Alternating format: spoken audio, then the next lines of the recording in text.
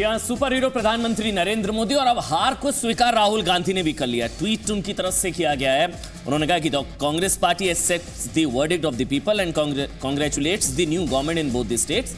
और साथ ही कार्यकर्ताओं का शुक्रिया अदा किया। कांग्रेस पार्टी जनता के फैसले को स्वीकार करती है। उन्होंने कहा कि शालीनता और हिम्मत ही हमारी पहचान है। दोनों राज्यों की नई सरकारों को बधाई मैं देता हूं। उन्होंने कहा कि जो कार्यकर्ताओं को उन्होंने कहा कि you are different than those who fought because you fought anger with dignity, यानी कि गुस्से का जवाब आप लोगों ने, कार्यकर्ताओं ने जो है शालीनता से दिया और प्यार से दिया। हर कांग्रेसी कार्यकर्ताओं पर मुझे गर्व है।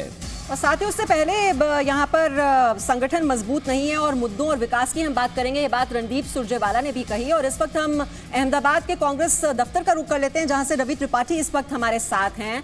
रवि, ये बात कांग्रेस समझती तो है कि कमी है, लेकिन दिक्कत ये आती है कि इंट्रोस्पेक्शन जरूर होता है लेकिन एक्शन नजर नहीं आता। अब 2019 के लिए ये डगर कितनी मुश्किल कांग्रेस के लिए?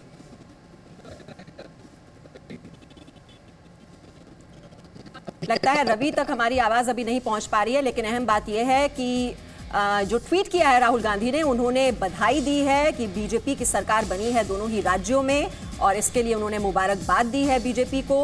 गुजरात हिमाचल के लोगों को उन्होंने धन्यवाद भी कहा है।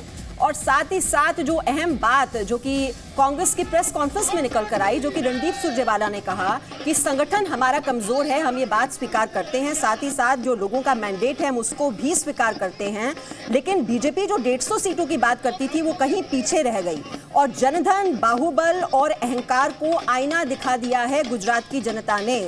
हम अब उन तक संदेश पहुंचाने की कोशिश करेंगे जिन तक ये संदेश हम नहीं पहुंच पाए। तो कहीं ना कहीं जमीनी स्तर पर जो कमी है, जो संगठन की कमी है, वो समझ रही है कांग्रेस की उसको अब मजबूत करने और शालीनता की बात कर रहे हैं राहुल गांधी, लेकिन कार्यकर्ता शालीनता नहीं दिखाते। अक्षय पटेल कहते हैं कि हम आग लगा देंगे, माहौल खराब कर देंगे, लेकिन अब फिर से शालीनता का पाठ पढ़ा रहे राहुल गांधी। वो कह रहे हैं कि शालीनता बड़ी ताकत है, लेकिन ये शालीनता तब कहां चली जाती है जब कांग्रेस के नेता इस तरह की भाषा का इस्तेमाल करते हैं, जब नीच शब्द का इस्तेमाल किया जाता है, जब ये कहा जाता है अक्षय पटेल की तरफ से कि जो है माहौल खराब हो जाएगा। और इस वक्त हम रुक कर लेते हैं, हमारे साथ रवि त्रिपाठी जुड़ गए हैं। रवि, आप कांग्रेस को इस बात का एहसास है कि कमी कहां रह गई? वो ये भी कह रहे हैं कि हमें संगठन को मजबूत करना है, शालीनता की बात भी कर रहे हैं राहुल गांधी, लेकिन ये 2019 की डगर है, ये कितनी मुश्किल है? आगे बहुत मेहनत करनी होगी कांग्रेस को।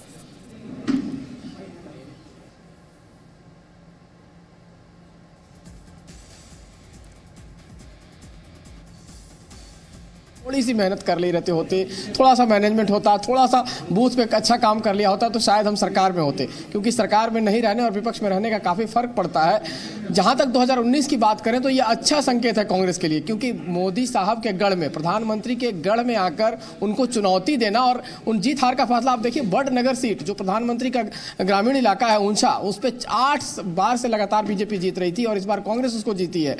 आसपास की सीटों पर कांग्रेस जीती है, 6 के आसपास मंत्री हार गए हैं बीजेपी के। तो ऐसी स्थिति में जो कांग्रेस के लिए डगर है, कांग्रेस के लिए पॉजिटिव ये संकेत है कि कांग्रेस भले ही हार गई है और कहते हैं कि अगर आपको लंबी छलांग लगानी है तो 2 कदम पीछे आना पड़ता है, तो कांग्रेस के लिए लंबी छलांग लगाने का एक दौर भी हो सकता है। तो तमाम चीजें हैं, 2019 का दौर मुश्किल बना सकता है। ठीक है रवि, लेकिन मुझे एक बयान याद आ रहा है राहुल गांधी का। 12 नवंबर को भी उन्होंने ऐसी बात कही थी। उन्होंने कहा था कि भी प्रधानमंत्री पर निजी हमला आप लोग ना करें। आज भी उनकी तरफ से कहा गया कि हमारी जो पहचान है शालीनता है, लेकिन समझ में यह नहीं आता है कि राहुल गांधी की बात कांग्रेस के नेताओं को ही क्यों नहीं समझ में आती है। और अब से थोड़ी देर पहले अमित शाह की तरफ से भी प्रेस कॉन्फ्रेंस की गई और अमित शाह ने यह बात कही कि वंशवाद, जातिवाद, तुष्टीकरण पर विकास की जीत हुई है और पॉलिटिक्स ऑफ परफॉर्मेंस के नए युग की शुरुआत हो चुकी है और 2019 में भी उन्हें जन समर्थन मिलता रहेगा, इस बात की उम्मीद भी उन्होंने जताई। और साथ ही साथ ये भी कह दिया कि आउटसोर्सिंग की वजह से कांग्रेस हारी है और जो राजनीतिक प्रचार का जो इस बार स्तर गिर गया था उसकी वजह से हार का मुंह देखना पड़ा है कांग्रेस को।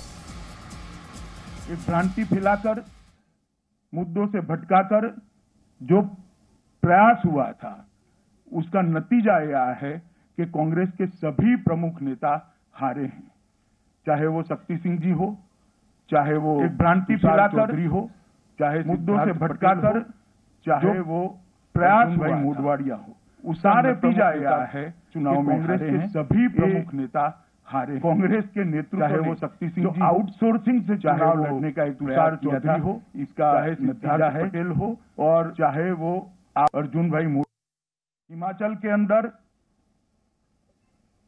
बहुत बड़े अंतर से हम जीते हैं।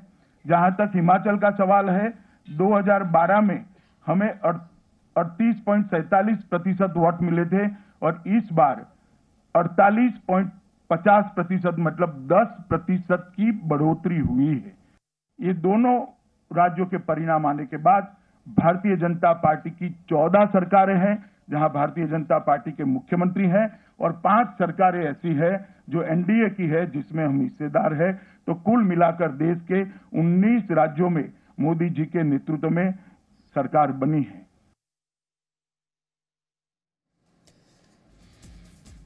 तो अमित शाह को आप सुन रहे थे कि ये जो जीत हुई है दरअसल वंशवाद पर जीत है और साथ ही तुष्टीकरण की राजनीति जो है उस पर ये जीत हासिल की गई है।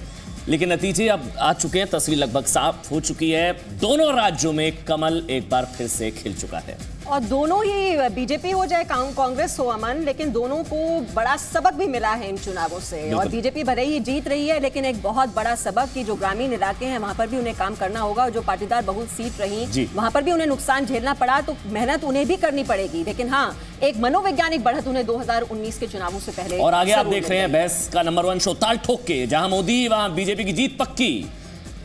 #Gujarat stands with Modi tweet करें, आपके सवाल भी पूछे जाएंगे।